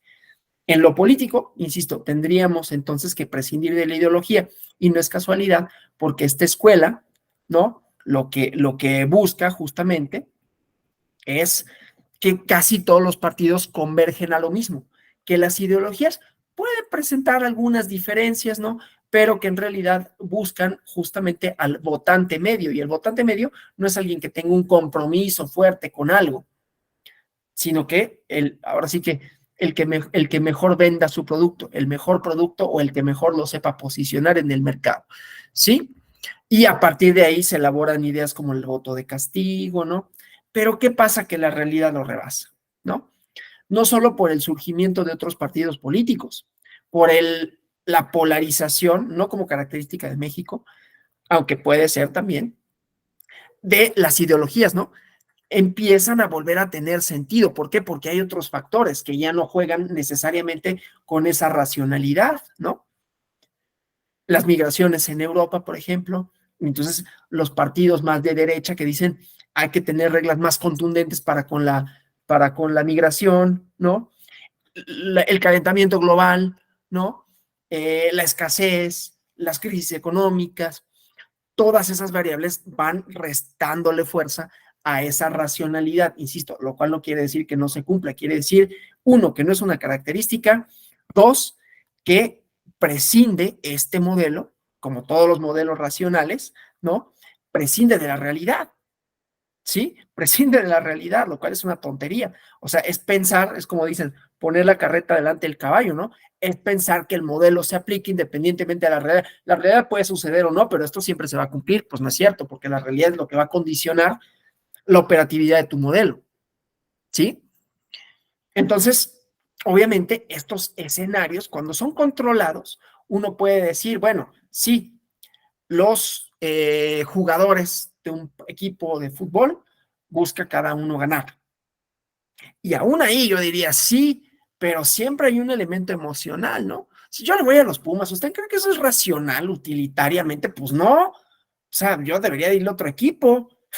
No, pues es el mejor ejemplo de que hay cosas, hay decisiones que no son racionales y que unas son hasta como medio condenas, ¿no? Que uno paga, ¿no? Sí, hijo, ¿por qué? ¿Por qué escogí ese equipo, no? O sea, ¿por qué? Habiendo, no sé, 17 equipos, ¿no? Tendría que escoger a ese, pero bueno, ni modo, así es la vida. Y no voy a cambiar, ¿no? O sea, ya a estas alturas de la vida no voy a cambiar. Pero hay elementos emocionales, eso es más allá del chiste, ¿no? Cuando un jugador se va y lo abuchean, ¿no? No, ¿cómo es posible? ¿Cómo lo hiciste? Hay digo, perdón, para quienes no les gusta el fútbol, ahorita pongo otro ejemplo, ¿no? Pero hay un documental en una plataforma, no voy a hacer aquí comercial esa plataforma, que habla de Luis Figo, de cuando se cambió del Barcelona al Real Madrid, ¿no? Eso es una afrenta para las personas, ¿no?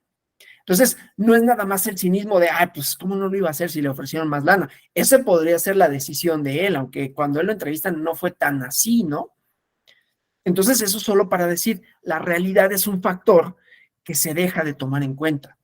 Entonces, no votamos necesariamente, habrá quienes sí, no votamos necesariamente en función a la expectativa de, pues, a ver, este partido me ofrece lo mejor al menor costo, ¿no? Ah, qué buena idea. Sí, esto, y ya me convencieron, ¿no? Sino que también hay compromisos de por medio, también hay no solo ideologías, que las hay y que cada vez es más evidente que existen, ¿no? Y que eso pone en tensión un montón de cosas, ¿no? Sino que nuestras preferencias no son nada más utilitarias, no son nada más utilitarias, ninguna, ¿eh? Ninguna de nuestras preferencias. Insisto, habrá cosas en las que, bueno, pues yo quisiera comprar otra comida, pero me alcanza para esto, ¿no? Quisiera ir a otro restaurante, pero no me alcanza. O yo quisiera comprarme otro tipo de ropa, pero pues es lo que hay. O quisiera vivir en otro país, pero, o sea, hay restricciones, ¿sí? Factores exógenos que pueden condicionar mis decisiones. Hay decisiones económicas que sí juegan en función a, pues, cuántas fichas tengo o cuánto dinero tengo y en función a eso, pues veré si me alcanza para esto o no. Hay una restricción a pesar de mi voluntad, ¿no? A mí lo que me interesa es no normalizar esto, ¿no? Como si fuera parte de la vida real, ¿no? Esta muy desafortunada frase de todo el mundo tiene un precio, ¿no? Entonces es como de, bueno, pues sí, le llegaron a es normal, ¿no? Es lo que esperábamos. ¿Por qué esperabas otra cosa? Cuando los lazos de cooperación no tendrían que estar mediados, o en su mayoría, o en su totalidad, ahí sí ya no podría yo decirlo, por ese principio de utilidad, ¿no? En donde viéramos solo por la ganancia que podemos obtener, aún si no es la máxima, ¿no? Pero algo obtener, ¿no? Entonces, esto para criticarlo me resulta pertinente hacerlo desde estas dos perspectivas, por lo menos, ¿no? En el caso de los partidos políticos. Porque además, no es que las personas militen en partidos políticos necesariamente esperando obtener algo para sí, ¿no? Entonces también ahí entran otro tipo de pretensiones morales. Las y los más duros de la elección racional te dicen, claro, es que hay estas personas que tienen la parte kantiana, ¿no? Y entonces ellos buscan esa satisfacción moral que les da decir, yo no soy parte de eso, ¿no? O sea, a mí me dirían, pues sí, pero tú obtienes también un beneficio. Al colocarte fuera, ¿no? Te estás poniendo, y ese es el beneficio que tú obtienes, te estás poniendo como mejor. Entonces, es algo, ¿no? De lo que no te escapas como pasa luego con ciertas religiones, ¿no? Es que si no o como con algún marxismo así muy obcecado, ¿no? Es que si no admites mis postulados es porque estás alienado, ¿no? Es que si no admites lo que yo digo es justamente porque eres parte de los que tenemos que combatir, ¿no? Entonces no te puedes salir de esa lógica, ¿no? Pero bueno, yo hasta aquí. No sé si haya preguntas o comentarios con relación a lo expuesto. Sí, Lenin. Buenas tardes. Hola, doctor, buenas tardes. Yo solo, bueno, en ciencia política incluso el modelo, bueno, de teoría de juegos ya ha sido más o menos superado, ¿no? Es decir, ya incluso lo usamos más como figura didáctica, porque es terriblemente reduccionista. Incluso, por ejemplo, en el ejemplo que ponía de esta parte en donde el Joker hace esta elección, eso ni siquiera tiene que ver con el dilema del prisionero, ¿no? Porque, por ejemplo, exige que definir primero si es un juego cooperativo o no cooperativo, ¿no? Y en el del Joker lo hacen pasar por un juego no cooperativo.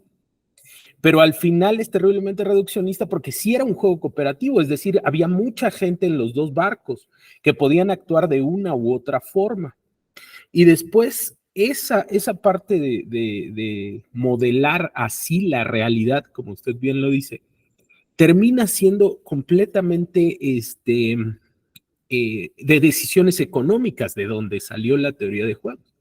Ahora, lo que yo le preguntaba, lo que quería preguntarle es, bueno, en ciencia política sí como que lo usamos para hacer didáctica, ciertas elecciones en sociedades. Pero, por ejemplo, yo no lo había escuchado para la parte del derecho. ¿En dónde se toma? En las decisiones legislativas o solo en teoría penal? O cómo se utiliza la teoría de juegos ahí en la parte del derecho? Gracias.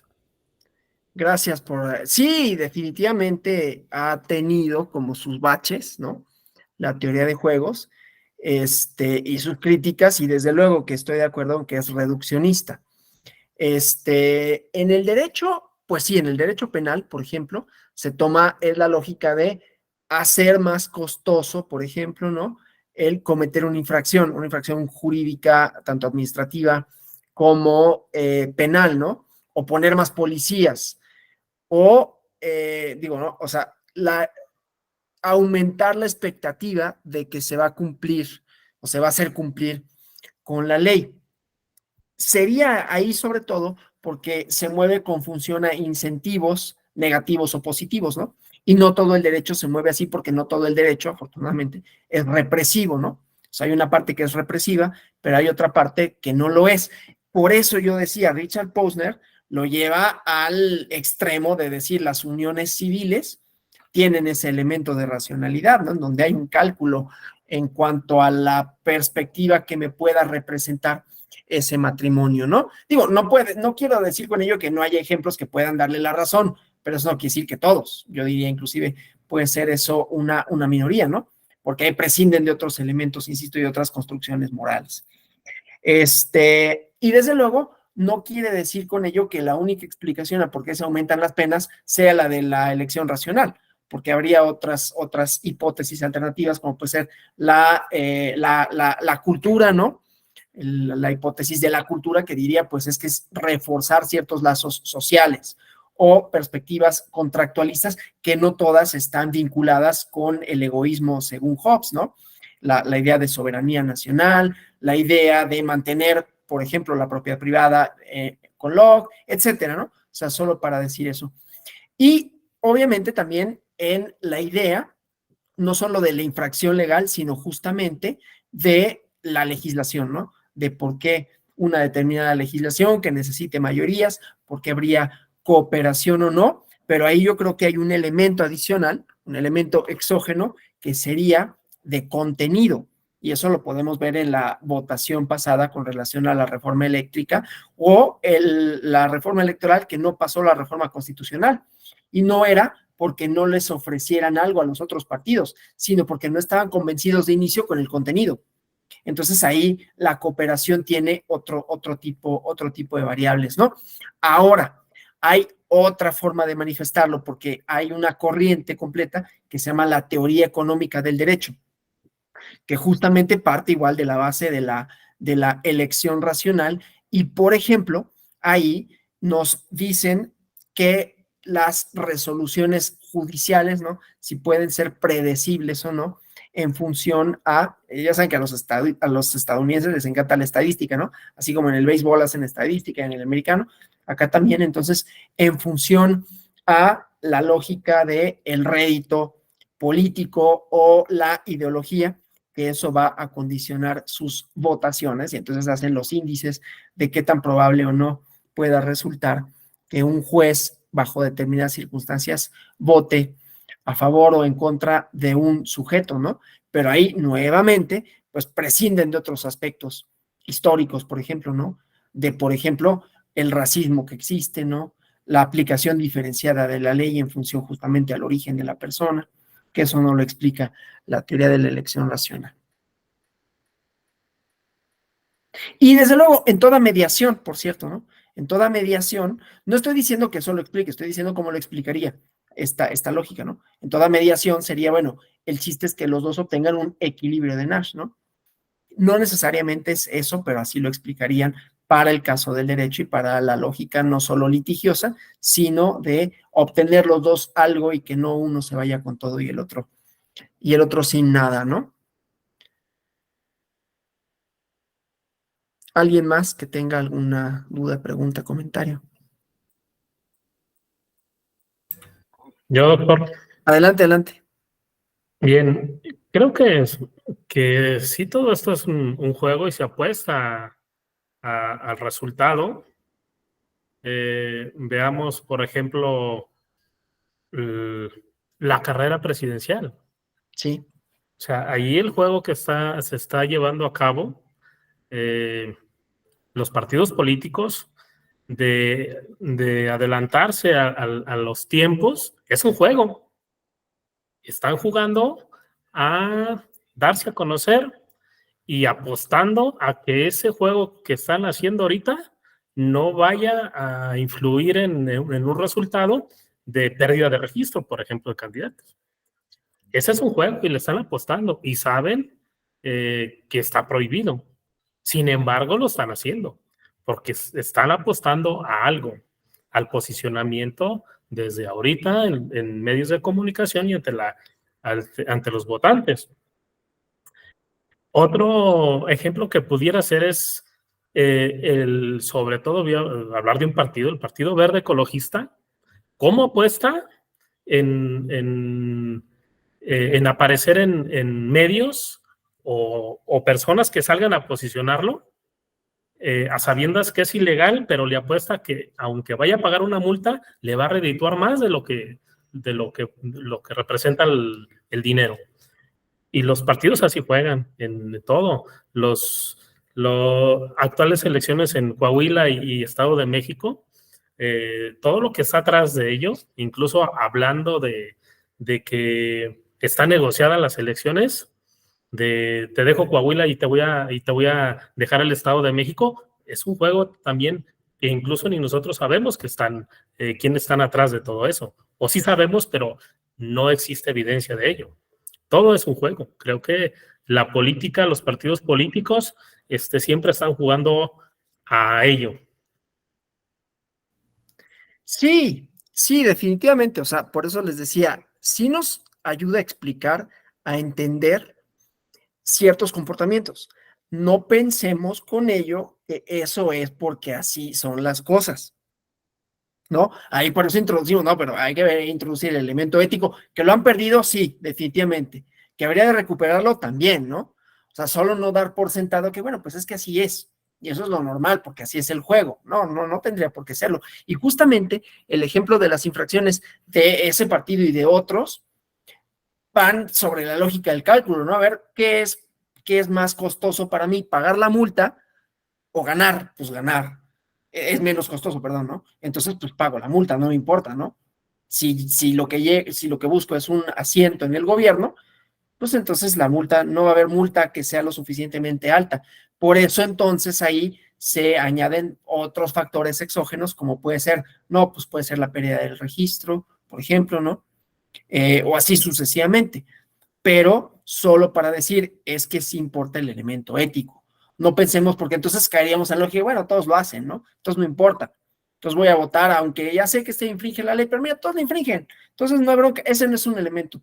Yo creo que sí tiene que ser un elemento, ¿no? Pero sí, definitivamente eso no quiere decir que no lo hagan y que esto no pueda explicar muchas cosas, porque sí lo hace, ¿no?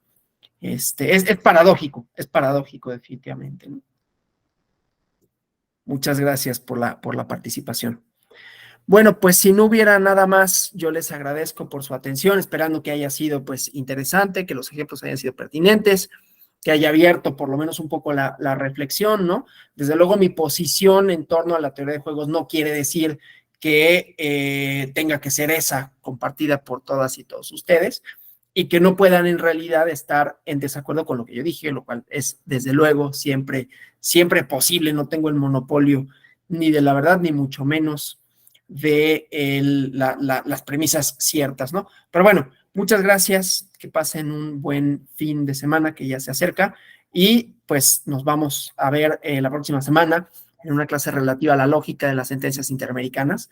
Entonces, pues nos vemos. Muchas gracias. Buenas noches, descansen. Tardes, perdón. Gracias, buenas tardes.